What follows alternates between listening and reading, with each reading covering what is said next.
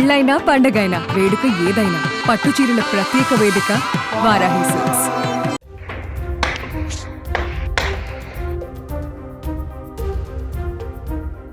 జమ్మూ కాశ్మీర్లో మళ్లీ ఉగ్రవాదులు రెచ్చిపోతూనే ఉన్నారు.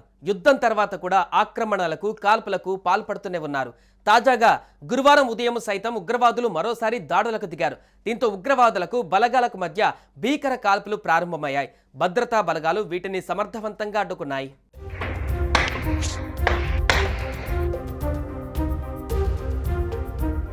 పహల్గాం దాడి అనంతరం భారత్ పాకిస్తాన్ పైన జరిపిన దాడిలో పాక్ తీవ్రంగా నష్టపోయింది. దీంతో కొన్ని రోజుల పాటు భారత్ పాక్ మధ్య ఉద్రిక్త పరిస్థితులు నెలకొన్నాయి. ఇక చేసేదేం లేక పాకిస్తాన్ కాళ్లబేరానికి వచ్చి కాల్పుల విరమణ ఒప్పందానికి ముందుకు వచ్చింది.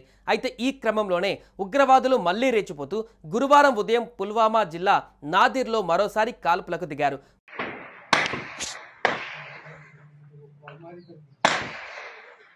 వెంటనే అప్రమత్తమైన భారత సైన్యం సమర్థవంతంగా ఎదుర్కొంది.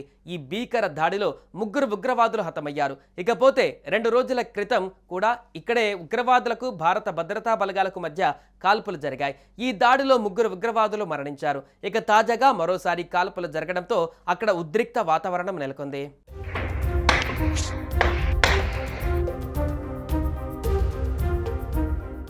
సుమన్ టీవీలో మీ పర్సనల్ అండ్ బిజినెస్ ప్రమోషన్స్ కోసం కింది నెంబర్కి కాంటాక్ట్ చేయండి.